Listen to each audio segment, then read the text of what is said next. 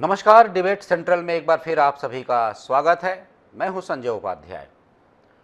जैसा कि अभी हाल ही हम देख रहे हैं, कल ही एक रैंकिंग जारी हुई है, नेशनल इंस्टीट्यूशनल रैंकिंग फ्रेमवर्क, और वो रैंकिंग बताती है कि पूरे देश भर के कौन से शैक्षणिक संस्थान हैं, वो कितनी गुणवत्ता के साथ कहाँ किसका पायदान पर खड़े हुए हैं। कुल मिलाकर ये मापा गया है, ये आंका गया है, ये जानने की कोशिश की गई है इस पूरी कवायद में कि किन संस्थानों में शिक्षा की गुणवत्ता, शिक्षा का वातावरण, शिक्षक, रिसर्च, तमाम विषय जो हैं वो किस स्तर के हैं, और उन्हीं मानकों के आधार पर यह वरीयता सूची तैयार की गई है। निश्चित रूप से वरीयता सूची में बड़े बड़े संस्थानों ने फिर से एक बार अपने आप को साबित किया है। खासकर आईआईटी मद्रास की बात करें, वो लगातार अडिग खड़ा हुआ है। नेशनल साइंस जो इंस्टीट्यूट है बेंगलोर का, उसने भी अपनी रैंकिंग बरकरार रखी है।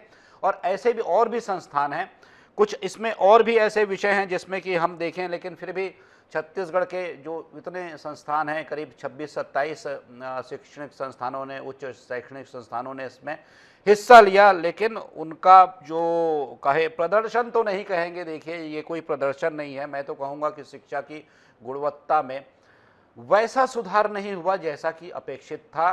अब प्रदेश को बने 24 साल लगभग हो चुके हैं। फिर ऐसे में अपेक्षा की जाती है कि जो संस्थान पहले से, पूर्व से ही प्रदेश में काम कर रहे हैं, शुरू से ही अध्ययन अध्यापन का काम कर रहे हैं, रिसर्च का काम कर रहे हैं, इस दिशा में लगातार आगे बढ़ने का प्रयास कर रहे हैं, तो उनकी गुणवत्ता को किस तरीके से मापा है इस रिपोर्ट ने, जिसकी आज हम चर्चा कर रहे हैं। चलिए, इस पर आज हम चर्चा करेंगे। सीधे ही हम चर्चा पर आ जाते हैं। सबसे पहले आपका परिचय करवा दूं अपने विशेष मेहमानों से। गोपाल सामंतो जी हैं, प्रवक्ता हैं भारतीय जनता पार्टी के। गोपाल जी, स्वागत है आपका। अनिल सिंह चौहान हैं, प्रवक्ता हैं कांग्रेस के। अनिल जी, आपका भी बहुत बहुत स्वागत है। और साथ ही साथ प्रोफेसर गिरीश कांत पांडे जी हैं, जो कि पूर्व कुलसचिव हैं रविशंकर विश्वविद्यालय के, पूर्व कुल सचिव हैं कुशाभाऊ ठाकरे विश्वविद्यालय के, और साथ ही साथ विभागाध्यक्ष की जिम्मेदारी भी अभी संभाल रहे हैं। तो वो भी हमें बताएंगे कि आखिर ये जो पैमाने होते हैं, ये जो मानक होते हैं, वो कौन से होते हैं, और छत्तीसगढ़ की आबो हवा, छत्तीसगढ़ का वातावरण, छत्तीसगढ़ की शिक्षा, शिक्षक, शिक्षा की गुणवत्ता किन वातावरण में, कैसे वातावरण में और कैसे परिवेश में कहा जा सकता है कि भ्रमण कर रही है, और कैसे परिवेश में बढ़ने की कोशिश कर रही है, और क्या यहाँ पर अगर इसकी गुणवत्ता में ऐसे सुधार की अगर हम बात करते हैं, और हम अगर ये चाहते हैं, हमारी अगर ये अपेक्षा होती है कि हमारे भी संस्थान विश्व स्तर के बने, तो उसके लिए क्या कुछ करना होगा। क्योंकि प्रोफेसर गिरीश कांत जी ने इसे बड़े करीब से देखा है और अभी भी देखते आ रहे हैं। मैं चर्चा की शुरुआत कर लेता हूं आपसे, गोपाल सामंतो जी, कि जिस तरीके, हालांकि देखिए, इसमें मैं ये नहीं कहूँगा रैंकिंग में सुधार नहीं हुआ है। एनआईटी रायपुर जो है 71वें स्थान पर है। आईआईटी भिलाई अभी 73वें स्थान पर आ गया है। पिछला उसका स्थान था 81वां, मतलब 81 पोजीशन पे था। 8 अंकों का उछाल है, 8 पायदान का उछाल है इस पूरे रैंकिंग में। गोपाल जी, आप भी देखते हैं, जब भी बात होती है तो एक बात ये कही जाती है गोपाल जी कि छत्तीसगढ़ में जो शैक्षणिक वातावरण है, जो शिक्षा की गुणवत्ता है, वो उस स्तर की नहीं है। स्तर में ये कहूँ जो मानक तय करता है, ये संस्थान जो तय करते हैं मानक, उन मानकों पर उतने प्रभावी, या कहिए उनके बहुत आसपास भी दिखाई नहीं देते हैं।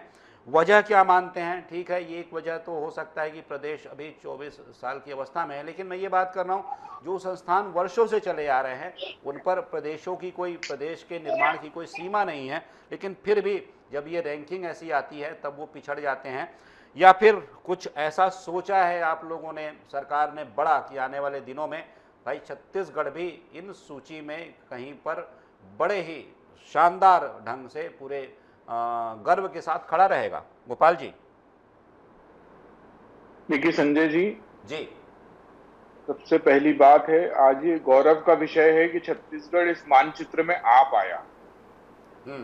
आज अगर आईआईटी की बात आप कर रहे हैं छत्तीसगढ़ में, जी, तो ये आईआईटी की गिनती आप अभी कुछ दिनों पहले से ही कर पा रहे हैं, कुछ वर्षों पहले से ही कर पा रहे हैं। बिल्कुल।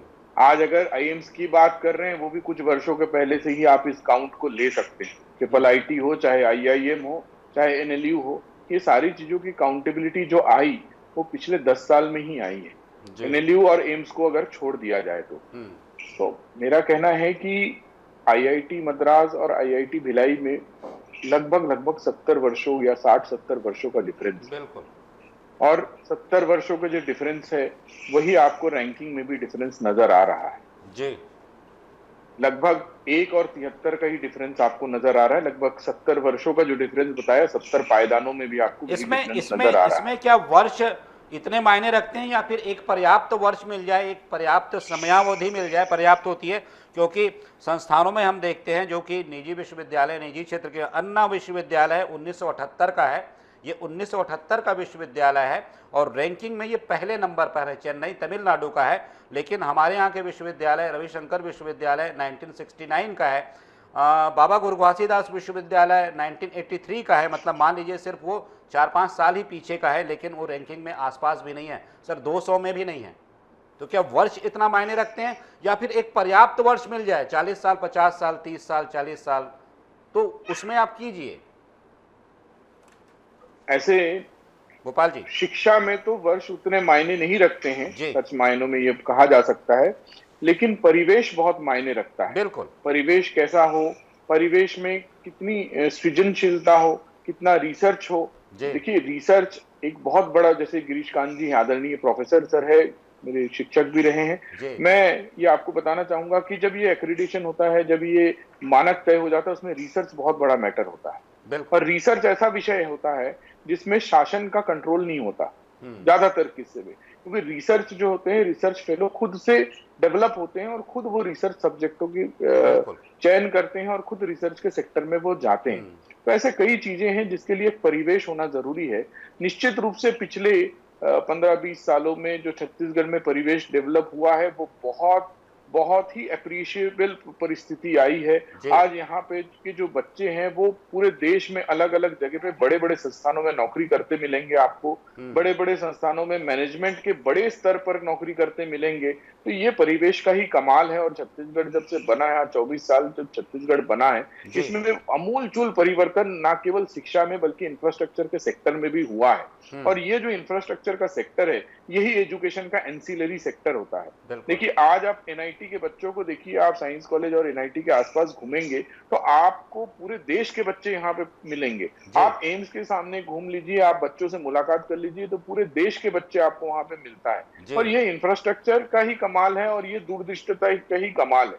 मैं निश्चित रूप से आपको ये कहना चाहूंगा कि अगर 2 से 3 संस्थान हमारे 100 के लिस्ट के अंदर आए हैं तो हमारा भविष्य और उज्जवल है। हमारे उज्जवल भविष्य की तरफ कल्पना करनी चाहिए और इस पर कोई राजनीति नहीं होना चाहिए, इस पर राजनीति से दूर हटकर बात होना चाहिए। और इसमें समावेशी परिवेश निर्माण करने की जरूरत है। और शिक्षा के क्षेत्र में सबका समावेश होना चाहिए, चाहे वो किसी भी राजनीतिक पार्टी से आते हो, किसी भी राजनीतिक पार्टी के सांसद हो या विधायक हो, उनको भी सरकार के साथ कदम से कदम मिलाकर शिक्षा के क्षेत्र में काम करना चाहिए। क्योंकि शिक्षा ऐसी चीज है या शिक्षा ऐसी बेसिक चीज है जो सारी बाकी चीजों को कंप्लीट करने का काम करती है। ठीक है गोपाल जी।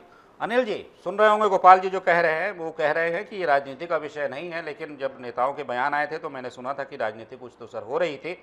क्या आप भी उसी समावेशी भाव से हैं जिसकी बात गोपाल जी कर रहे हैं? आप क्या देखते हैं, ये जो एक सूची आई है, जो रैंकिंग आई है, कितने संतुष्ट हैं आप अनिल जी? देखिए मैं पहली बार आंशिक रूप से गोपाल जी से सहमत हूँ कि निश्चित रूप से इसको गैर राजनीतिक विषय रखना चाहिए। और शिक्षा के क्षेत्र में चाहे स्कूल शिक्षा हो चाहे उच्च शिक्षा हो, बिल्कुल इसके लिए एक सख्त कानून बनना चाहिए। जैसे कांग्रेस की सरकार ने स्वामी आत्मानंद लाए, उसको नीति आयोग ने उसकी तारीफ की, बड़े बड़े राष्ट्र के प्रदेश की नहीं कह रहा हूँ, शिक्षाविदों ने तारीफ की कि एक अच्छी योजना है, ग्रामीण स्तर पर भी इंग्लिश मीडियम में अच्छी शिक्षा पहुंच रही है और इसमें बेहतर संशोधन किया जा सकता है। लेकिन आज वो राजनीति का शिकार हो गई। तो मेरा कहना यह है कि शैक्षणिक क्षेत्र में और कुछ क्षेत्रों में ऐसा है कि अगर कोई योजना बनती है और सरकारें बदलती हैं तो वो बिना किसी ठोस कारण के या बिना कोई कमिटी गठित किए, बिना उसकी रिपोर्ट के किसी योजना को बंद ना कर पाए। और इस विषय पर राजनीति नहीं होनी चाहिए। हाँ, मैं गोपाल जी से इस बात पर सहमत हूं कि 24 वर्षों में हमारी जो रैंकिंग है, मैं व्यक्तिगत तौर पर उससे संतुष्ट नहीं हूं। अब उसमें देखिए, सिर्फ ये नहीं है कि हमारा एक समावेशी प्रयास और बेहतर हो सकता था, हम और बेहतर कर सकते थे, ऐसा मेरा मानना है। गुरु घासीदास विश्वविद्यालय ने ए ग्रेडिंग हासिल की। बड़ी चिंता का विषय है कि सिम्स जो मेडिकल कॉलेज बिलासपुर है, उसकी आज ही संजय जी 30 सीटें कम कर दी गई। ये बड़ी चिंता का विषय है। जो नेशनल मेडिकल काउंसिल की टीम आई थी एनएमसी की, उसने 30 सीटें रद्द कर दी यहाँ की। ये चिंता का विषय है। और सबसे बड़ी बात यह है, यहाँ माननीय प्रोफेसर साहब भी बैठे हैं, हमारे गुरुदेव हैं, वो भी बताएंगे कि आपका प्रेजेंटेशन कैसा हो, आप 2-4-6 महीने से तैयारी कैसे करें कि जब राष्ट्रीय स्तर पर यहाँ सर्वे के लिए लोग आएंगे, उनको हमें क्या प्रेजेंट करना है, क्या दिखाना है। ये तैयारी जो होती है, कहीं ना कहीं इसको राज्य सरकार को पूरी तरह करना चाहिए, चाहे वो किसी दल की भी सरकार हो। और बेहतर परफॉर्मेंस प्रेजेंटेशन का भी होता है, निश्चित रूप से इंफ्रास्ट्रक्चर से लेके रिसर्च हो या दूसरे मानदंड होते हैं, पर प्रस्तुतिकरण भी बहुत अहम होता है संजय जी। तो मेरा ये मानना है, जैसे अभी स्कूलें खुली हैं, देखिए स्कूलों में कई जगह पानी टपक रहा है, तो कहीं ना कहीं स्कूलों के व्यवस्थापन के लिए हर वर्ष व्यवस्था होती थी जुलाई में, वो कहीं ना कहीं सरकार की थोड़ी सी लेटलतीफी हुई। मैं इस विषय पर राजनीति नहीं कर रहा हूं, लेकिन ये संवेदनशील विषय है। इन विषयों पर किसी भी राज्य सरकार को अति संवेदनशील होना चाहिए, क्योंकि शिक्षा आने वाले समय के लिए, क्रांतिकारी परिवर्तन के लिए, पॉजिटिव परिवर्तन के लिए बहुत जरूरी है। इस दिशा में सरकारें बहुत संवेदनशील होकर काम करें। तो मैं व्यक्तिगत तौर पर इस मामले में कहीं ना कहीं राज्य सरकार की थोड़ी सी चूक मानता हूं कि अगर उसको और बेहतर पुख्ता तरीके से सजग रहकर इस क्षेत्र में और ध्यान दिया जाता, तो हो सकता है हमारी रैंकिंग और बेहतर आती और इस दिशा में 8 महीने में और बेहतर काम किया जा सकता था। अनिल जी, राज्य सरकार की चूक मानते हैं या राज्य सरकारों की चूक मानते हैं? देखिए, हम अपने प्रदेश के परिवेश में जब बात कर रहे हैं, तो मैं निश्चित रूप से यहाँ जो राज्य सरकार है उसी को कह रहा हूं कि उसकी चूक है। और जो सरकारें आती हैं, उसको शिक्षा की दिशा में निश्चित रूप से किसी सरकार ने कोई कदम उठाया तो नहीं, मैं ये पूछ रहा हूं अनिल जी कि आप, मैं अगर ये शुरुआत करूं शुरू से लेकर अंत तक, राज्य गठन से लेकर अभी तक मैं बात करूं, तो क्या ये सरकारों की चूक रही है कि उन्होंने इस दिशा में बहुत ज्यादा ध्यान नहीं दिया, ये कह रहे हैं? देखिए, निश्चित रूप से सन 2000 में जब छत्तीसगढ़ का निर्माण हुआ, 2003 तक हम सरकार में थे और इस प्रदेश को एस्टेब्लिश करने में जितना हो सका कांग्रेस की सरकार ने काम किया। 2003 से 18 आया और अभी 5 वर्ष हमारे भी रहे और 2 वर्ष उसमें कोविड का निकला। 3 वर्ष हमको काम करने का मौका मिला। जो बेहतर बना, कांग्रेस की सरकार ने वो काम किया। मैं इसमें कहीं ना कहीं बगैर राजनीति की इस विषय को कहूंगा कि लगभग 16 वर्ष भारतीय जनता पार्टी ने इस प्रदेश में सरकार चलाई और मेरा मानना यह है कि उस टर्म में और बेहतर काम शिक्षा के क्षेत्र में किए जा सकते थे। जैसे बस्तर में 250-300 स्कूलें बंद कर दी गई, बाद में उसको चालू करने का काम कांग्रेस की सरकार ने किया। मेरा यह मानना है कि इस मामले को और संवेदनशील होकर भारतीय जनता पार्टी की सरकार कर सकती थी और अभी भी कर सकती थी। 3 सालों में हमने जो काम 3-4 सालों में किया था, उसको भी बेहतर तरीके से प्रेजेंट कर सकते थे, लेकिन कहीं ना कहीं सरकार की उसमें चूक है, जिसकी वजह से आज हमारी ग्रेडिंग बेहतर नहीं, संवेदनशील नहीं। मैं यही क्लियर करना चाह रहा था। हमारे साथ प्रोफेसर गिरीशकांत पांडे जी भी है, उनसे हम थोड़ा समझ लेते हैं, सीख लेते हैं। पांडे जी, जैसा कि देखिए, बड़ी स्पष्ट बात है कि उच्च शिक्षा की नींव जो होती है वो स्कूल शिक्षा से ही आती है। जो स्कूल एजुकेशन है, स्कूल शिक्षा है, वहीं से उच्च शिक्षा की नींव पड़ती है। ठीक है, अब जब वहाँ पहुँच जाते हैं तो जो वातावरण एक होता है, जो इस वातावरण के निर्माण की बात कर रहे थे अनिल जी, कह रहे थे कि बहुत सी ऐसी चीज़ें होती हैं जो अज्ञानतावश हो जाती हैं, पता नहीं होता है कि करना क्या होता है। ये नहीं कि हम कर नहीं सकते थे, हम कर सकते थे, हमारे पास सब कुछ था, संसाधन थे, लेकिन भाई वो बतानी है आपको कि ये है, कुछ चूक हो जाती है। चलिए, इन सब से अलग हटकर मैं एक आपसे सवाल करता हूँ, जानना चाहता हूँ कि प्रदेश में जो भी शैक्षणिक संस्थान हैं, आप भी एक संस्थान में हैं, उन संस्थानों की स्थितियां अगर सुधारनी हो, शैक्षणिक वातावरण ठीक करना हो, तो सर देखिए, सीधी सीधी जिम्मेदारी तो आप लोगों की ही आती है। हाँ ठीक है, आपके साथ मिलकर उसी गुरुकुल व्यवस्था में, गुरुकुल आचरण के साथ, गुरु शिष्य परंपरा के साथ छात्रों को भी पूरी निष्ठा के साथ मेहनत करनी होगी, पढ़ना होगा, लेकिन ये पूरी जिम्मेदारी आप पर होती है सर कि वहाँ पर वातावरण कैसा हो। और वातावरण शब्द का जब मैं इस्तेमाल करता हूँ तो उसमें सब कुछ आ जाता है, शिक्षा, शिक्षक, शिक्षा की गुणवत्ता, वो अधोसंरचना, वह पूरा परिसर, वहाँ की तमाम वो सकारात्मक सुविधाएं जो कि इस ओर प्रेरित करें, तो क्या आप देखते हैं क्या कमी रह जाती है यहाँ पर छत्तीसगढ़ में? संजय जी, मैं ये कहना चाहता हूँ जी कि ये जो रैंकिंग है जी, ये रैंकिंग केंद्र सरकार के द्वारा एक निश्चित पैमाना तय कर बनाया जाता है। जी हाँ।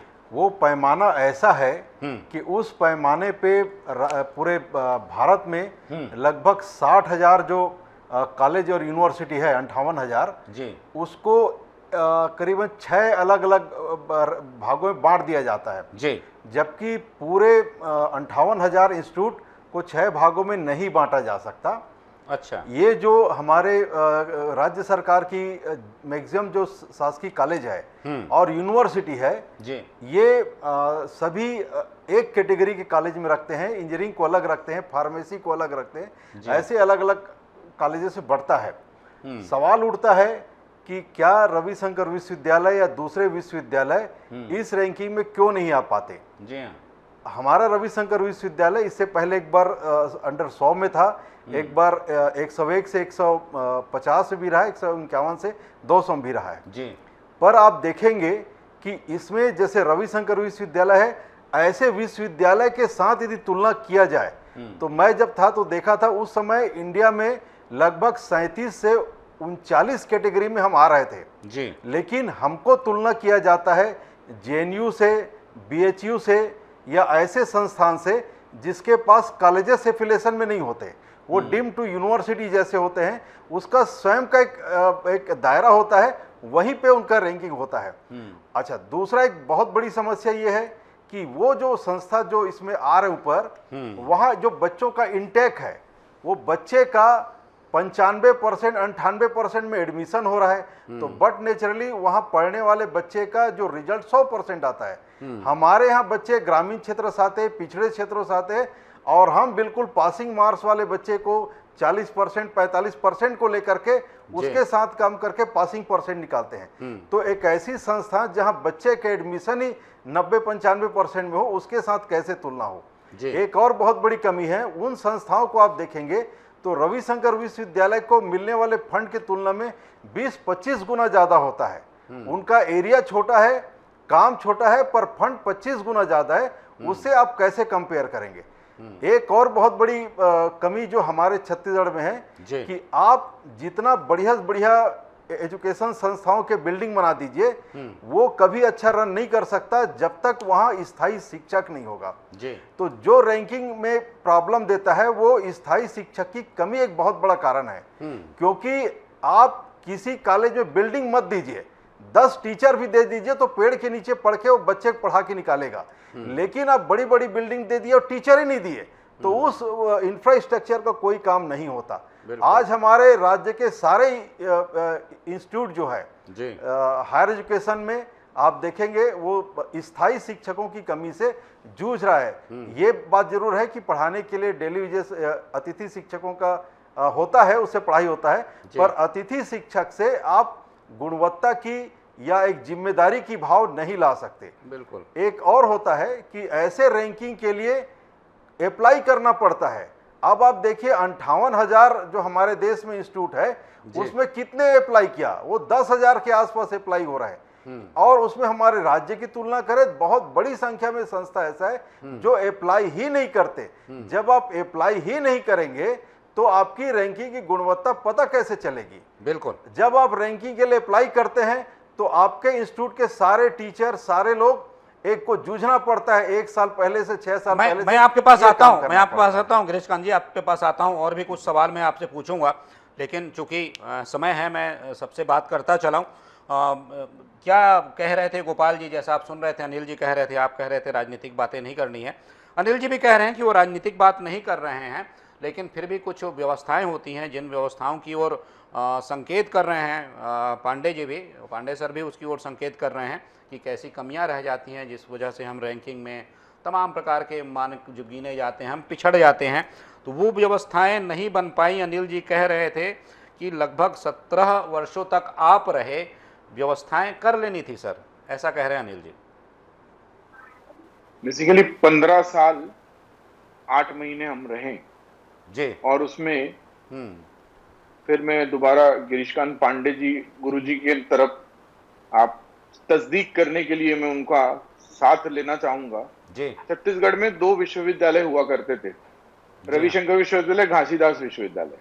वहां से 9 विश्वविद्यालय तक पहुंचा और घासीदास विश्वविद्यालय को केंद्रीय विश्वविद्यालय बनाया गया। ये भारतीय जनता पार्टी के सरकार के समय बना।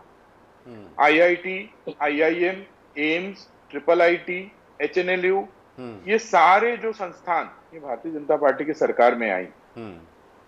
एक मेडिकल कॉलेज हुआ करता था छत्तीसगढ़ में 65 साल तक, वहां से 10 मेडिकल कॉलेज तक के पहुंचे भारतीय जनता पार्टी की सरकार में।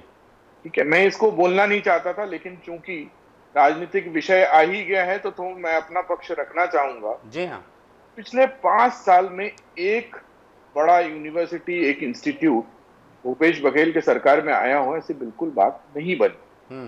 बल्कि मैं आपको और एक चीज बताना चाहूंगा कि युक्तियुक्तकरण करके एक प्रोसेस होता है जिसमें प्रोफेसर्स को जगह के हिसाब से या टीचर्स को जगह के हिसाब से जिनका डिस्ट्रीब्यूशन होता है, ये युक्तियुक्तकरण लास्ट बार 2018 में हुआ है और अभी तक वो पेंडिंग है। अगर इस पे अनिल चौहान जी थोड़ा रोशनी डालेंगे कि युक्तियुक्तकरण क्यों नहीं हुआ, किसके सरकार में नहीं हुआ, किस कारण नहीं हुआ, किस कारण ये एबनॉर्मल डिस्ट्रीब्यूशन ऑफ टीचर्स है या बोले तो अनुपातहीन शिक्षकों का डिस्ट्रीब्यूशन है, ये 5 साल से क्यों इन्होंने सहा, क्यों उस पे काम नहीं किया, जबकि हमारी सरकार जब थी 2018 तक के हर 3 साल 2 साल में युक्तियुक्तकरण हुआ करता था। तो ये सारी परेशानियों का जनक कौन है? इस 5 साल में एक भी इंस्टीट्यूट का डेवलपमेंट क्यों नहीं हुआ? एक भी नया विश्वविद्यालय का संरचना पूछ लेता हूँ गोपाल जी, पूछ लेता हूँ अनिल जी, आप कह रहे थे, लेकिन भाई बहुत सारी बातें कह रहे हैं सामंतो जी। शिक्षा के हवन में आप भी एक आहुति डालते चलते, आपने एक भी संस्थान नहीं खोला कह रहे हैं, एक आध संस्थान आपको खोलना था, वो गिना रहे हैं, एक एक कर वो गिनवा रहे हैं कि जो शुरू से लेकर अंत तक किस प्रकार से जो संस्थान खुले भारतीय जनता पार्टी की सरकार ने खोले, चाहे IIT हो, चाहे IIM हो, चाहे IIIT हो, तमाम संस्थान बता रहे हैं वो तो भारतीय जनता पार्टी ने खोले। अब ठीक है, गुणवत्ता का विषय है, सरकारें अब आगे इसका गुणवत्ता का इसका ध्यान रखेंगी जो भी होगा, लेकिन कह वो रहे हैं कि आपने तो इस दिशा में कुछ किया ही नहीं। देखिए संजय जी, क्या है, राजनीतिक आरोप प्रत्यारोप होता है, वहां तक भी समझ में आता है। मतलब आपके लोकप्रिय चैनल पर जब इतना झूठ परोसा जाए तो उसको क्या करिएगा। आप एक वरिष्ठ पत्रकार हैं, यहाँ आदरणीय पांडे साहब भी बैठे हैं, प्रोफेसर साहब। गुरु घासीदास विश्वविद्यालय की स्थापना जब अर्जुन सिंह जी मुख्यमंत्री थे उस समय हुई, ये सारा देश जानता है। 1983 में केंद्रीय विश्वविद्यालय, जी, उसके बाद केंद्रीय विश्वविद्यालय के रूप में अपग्रेड किया उसको अर्जुन सिंह जी ने जब मानव संसाधन मंत्री थे। लेकिन किस कदर झूठ परोस रहे हैं। हम लोग उसमें सेंट्रल यूनिवर्सिटी की मांग को लेकर दिल्ली में लंबे समय तक धरने पे भी बैठे थे, और यहाँ गोपाल सामंतो जी कह रहे हैं कि गुरु घासीदास विश्वविद्यालय को हमने अपग्रेड किया। एक छोटा सा उदाहरण आपको बताया हूं, मैं इतने झूठ और प्रपंच की राजनीति में नहीं पढ़ना चाहता। मैं सिर्फ आपको यह कहना चाहता हूं कि रातों रात कई यूनिवर्सिटीज खोल लेना, संस्थाएं खोल लेना, जबरदस्ती की स्कूल खोल लेना, ये काम भारतीय जनता पार्टी प्रोपेगेंडा के लिए करे, ये सही नहीं। मेरा ये मानना है कि जितने इंस्टीट्यूट हैं उनको आप बेहतर करिए, और ऐसा नहीं है भूपेश बघेल सरकार में कोई संस्थान नहीं आए या संस्थानों को और अधिक गुणवत्ता के लिए प्रेरित नहीं किया गया। 40,000 से अधिक शिक्षकों की भर्ती की गई स्कूल शिक्षा में, सैकड़ों प्रोफेसर्स की भर्ती की गई, क्योंकि बिना प्रोफेसर्स के, जो अभी आदरणीय हमारे प्रोफेसर साहब कह रहे थे कि जब तक आप स्थायी रूप से प्रोफेसरों की भर्ती नहीं करेंगे तब तक आप उसकी गुणवत्ता को नहीं सुधार सकते, आपकी रैंकिंग नहीं सुधर सकती। तो देखिए, सबसे जरूरी है कि आप उस दिशा में संवेदनशील होकर काम करें। कहीं आरोप प्रत्यारोप या झूठ परोसने के बजाय उस विषय पर संवेदनशील होना बहुत जरूरी है। और मैं ये मानता हूं कि शिक्षा का क्षेत्र पूरी तरह से गैर राजनीतिक विषय होना चाहिए। जैसा कि मैंने आपको अभी उदाहरण दिया कि आप स्वास्थ्य में देख लीजिए, मलेरिया, डेंगू, कई प्रकार की बीमारियां फैली हुई हैं, डायरिया, मलेरिया, लोग मर रहे हैं, कोई पूछने वाला नहीं। स्कूली शिक्षा को आप देख लीजिए, तर है लोग। युक्तियुक्तकरण की बात कर रहे थे, स्कूल से लेके प्रोफेसर्स को कैसे डिस्ट्रीब्यूट करना है, पूरा प्रयास किया कांग्रेस की सरकार ने, बहुत अच्छे से विभाजित किया। इनके समय में शहरों में जो टीचर्स पूरी तरह जमे हुए थे उनको भी ग्रामीण अंचलों में भेजा गया। तो ये क्या है, देखिए कि मैं इस मामले में दूषित राजनीति करने के पक्ष में नहीं हूं। मेरा ये मानना है कि चाहे गोठान हो चाहे शिक्षा का क्षेत्र हो, जो काम बेहतर हो रहा हो, जब तक उसका कोई विकल्प ना मिले तब तक आपको इन योजनाओं को, जन कल्याणकारी योजनाओं को या शैक्षणिक गुणवत्ता के क्षेत्र में जो काम हो रहे हो उसको तब तक बंद नहीं करना चाहिए जब तक एक कमिटी ना बन जाए, वो रिपोर्ट ना दे दे कि उसके माइनस पॉइंट क्या है। प्रयास ये करना चाहिए सरकारों के बदलने के बाद उसको हम बेहतर और कैसे बनाएं। राजनीतिक द्वेष बस अगर इस तरह से राजनीति होती रही तो वो निश्चित रूप से शिक्षा के क्षेत्र का बंटाधार होगा, और इस प्रदेश में वही करने का प्रयास भारतीय जनता पार्टी ठीक है। ठीक है Gopal ji, final comment sir, बहुत संक्षेप में 1 मिनट में। प्रोफेसर साहब के पास जाऊंगा मैं। देखिए, इनके पास नाम गिनाने के लिए कुछ थिया नहीं, 5 साल कुछ काम किए नहीं, और 22-23 में विधानसभा के पटल पर इन्होंने 10,000 शिक्षकों की भर्ती का मामला विधानसभा में लाया था और उसकी भर्ती नहीं हुई थी। ये 40,000 शिक्षकों की जो सपने देख रहे हैं और जो झूठ परोस रहे हैं वो बहुत गलत है, और आपके लोकप्रिय चैनल के माध्यम से इसका खंडन होना चाहिए कि 40,000 शिक्षकों की भर्ती कभी हुई नहीं थी, ना उस पर बात हुई थी। 10,000 शिक्षकों की भर्ती हुई थी क्या? भर्ती हुई थी क्या बनाया था? अनिल जी, भर्ती हुई थी 40,000 शिक्षकों की? आप ही बता दीजिए सर। पूरी भर्ती हुई थी और बकायदा उसके लिए टेट से अप्रूव्ड लोग भर्ती हुए थे, और उसमें जो डीएड और बीएड का विवाद आज सुप्रीम कोर्ट तक गया है वो उसी दौरान का है कि डीएड के लोगों ने कहा कि बीएड जो शिक्षक है उनको नहीं कराना चाहिए। भारतीय जनता पार्टी ठीक है, मैं थोड़ा विषय पर आ जाता हूँ। प्रोफेसर साहब पूछ लेता हूँ इस विषय पे, आप दोनों विद्वान प्रवक्ताओं के साथ एक बार फिर से बातचीत कर लेंगे कि कौन जो कह रहा है, तथ्यों में क्या बात है, अलग से बात कर लेंगे सर। लेकिन अभी मैं प्रोफेसर साहब से एक बार पूछ लेता हूं कि सर, जैसी आप बात कर रहे थे, आप एक बात बता रहे थे, मेरा ध्यान गया, हालांकि ध्यान हमेशा उस ओर जाता ही है कि कुछ संस्थान ऐसे होते हैं यहाँ पर कि प्रवेश लेने वाले 80%, 90%, 95% वाले होते हैं। कुछ हम संस्थान ऐसे होते हैं कि जैसे अपने संस्थान की बात कर रहे हैं कि वहाँ पर जो पढ़ाई की जो बुनियादी इच्छा लेकर आता है, जो कि बहुत कम मार्क्स लेकर आता है, उसे भी यहाँ पर दाखिला दिया जाता है। तो क्या आप मानते हैं, ठीक है, ये भी जरूरी है और ये भी काम किसी भी संस्थान को करना पड़ेगा कि भाई वो भी पढ़ लें, लेकिन फिर भी कुछ ऐसी धीरे धीरे ही सही कुछ ऐसा किया जाए कि कुछ सीट्स या फिर कुछ ऐसे रिसर्च या फिर उसका कोई डिपार्टमेंट ऐसा रखा जाए कि जिसमें वैसे मेधावी छात्र ही आएँ और पूरे देश भर से आए, ऐसी कुछ व्यवस्था हो सकती है, क्योंकि तभी ये धीरे धीरे संस्थान उस स्तर के बनेंगे सर। नहीं तो आप जैसा बता रहे हैं फिर तो ये वर्षों ऐसे ही बने रहेंगे। नहीं, ऐसा नहीं है कि नहीं बनते हैं। पुराने समय भी अगर गवर्नमेंट की इंस्टीट्यूट आप देखें तो मॉडल कॉलेज बने हैं, ऑटोनोमस कॉलेज बने हैं, कॉलेज ऑफ एक्सीलेंट बने हैं। तो ऐसे बनाए गए हैं जहाँ पे संस्थाओं एक एलिमेंट्स इंस्टीट्यूशन के रूप में वो आया है जी। तो बने हैं जहाँ पे उच्च कोटि गुणवत्ता होती है। अच्छा, है। एक बात बताइएगा प्रोफेसर साहब कि जितने कॉलेजेस हैं जो कि एफिलिएटेड होते हैं विश्वविद्यालय से, विश्वविद्यालय उनका पूरा प्रशासन देखता है, ये कैसा होगा? क्योंकि एक चर्चा में मैं सुन रहा था, बता रहे थे एक शिक्षाविद कि अगर इन संस्थानों को, इन महाविद्यालयों को सबको ऑटोनॉमस कर दिया जाए, स्वतंत्र कर दिया जाए, अपना संचालन, नियंत्रण, प्रबंधन सब वो खुद करें, और विश्वविद्यालय एक बड़े कैंपस के रूप में वहाँ पर उन कॉलेज से निकलने वाले या फिर यहाँ पढ़ने वाले लोगों के लिए आगे चलकर एक बड़े शोध का या फिर शिक्षा का एक दूसरा एक वातावरण तैयार करें, जैसा कि आप बीएचयू और बाकी की बात कर रहे थे, बाकी कैंपस की बात कर रहे थे। पहले जब ऑटोनॉमस कॉलेज का परिकल्पना किया गया था जी, उस समय बहुत बड़े बड़े कॉलेज को ऑटोनॉमस कॉलेज बनाया गया था, लेकिन पता चला कि धीरे धीरे कई बड़े कॉलेजों ने ऑटोनॉमी को अपना छोड़ दिया, क्योंकि ये एक बड़ा बर्डन होता है ऑटोनॉमी को संचालित करना, क्योंकि वहाँ जो परीक्षा का जो पैटर्न होता है जी, उसको सेम वैसे ही रखना पड़ता है जिस इंस्टीट्यूट विश्वविद्यालय से संबंधित होता है जी। तो ऐसी परिस्थिति में ये लगातार चलने वाले प्रोसेस को बहुत कॉलेज पसंद नहीं करते जी। एक चीज है, जैसा आप बोल रहे हैं कि इंस्टीट्यूट को अलग अलग रखना चाहिए। जो एनईपी 2020 है उसमें गवर्नमेंट ने 3 प्रकार का इंस्टीट्यूट बनाया गया है। एक ऐसे इंस्टीट्यूट जहां केवल पढ़ाई होगा जी, जैसे आप छोटे में आप देखते कॉलेज, एक जहां पढ़ाई होगी, दूसरी जहां रिसर्च होगा, दूसरा पढ़ाई और रिसर्च तीनों होगा जी। तो ये ऐसे कल्पना है जो भविष्य में कब तक ये साकार होगा इस पर देखना है, परंतु एक जो छोटे कस्बों के कॉलेज की तुलना आप बीएचयू या जाधवपुर यूनिवर्सिटी या आईआईटी मद्रास से आप नहीं कर सकते। इसलिए ये रैंकिंग के सिस्टम में बदलाव होना जरूरी है। ज्योग्राफिकल रीजन के हिसाब से, टेरिटोरियल जो लोग जो रहते हैं वहां के हिसाब से इसमें कई बदलाव जरूरी है। तब तक जरूरी। ठीक है सर, आपने बहुत सारी बातें बताई, ज्ञानवर्धन किया हम सभी का, हम सभी जान पाए। और कुछ ऐसी भी बातें हैं, देखिए जैसा कि मैं कह रहा था कि कुल मिलाकर सरकार की भूमिका आ ही जाती है इन सारे विषयों में। और संस्थान कितना भी ऑटोनॉमस हो, कितनी भी अपने प्रबंधन की व्यवस्था करे, कैसा भी उनकी रेगुलेटरी बॉडी हो, लेकिन कुल मिलाकर सरकारों की भूमिका आ ही जाती है। कुल मिलाकर तो चूँकि ये विषय जो है अथाह है, लेकिन चूँकि समय की बाध्यता है सर, आप सभी इस चर्चा में जुड़े। गोपाल जी बहुत बहुत धन्यवाद, अनिल जी बहुत बहुत धन्यवाद आपका, और साथ ही साथ प्रोफेसर ऋषिकांत पांडे जी आपका भी बहुत बहुत धन्यवाद सर, हमारे साथ इस चर्चा में जुड़ने के लिए और विषयों पर बात करने के लिए, हमारा ज्ञानवर्धन करने के लिए।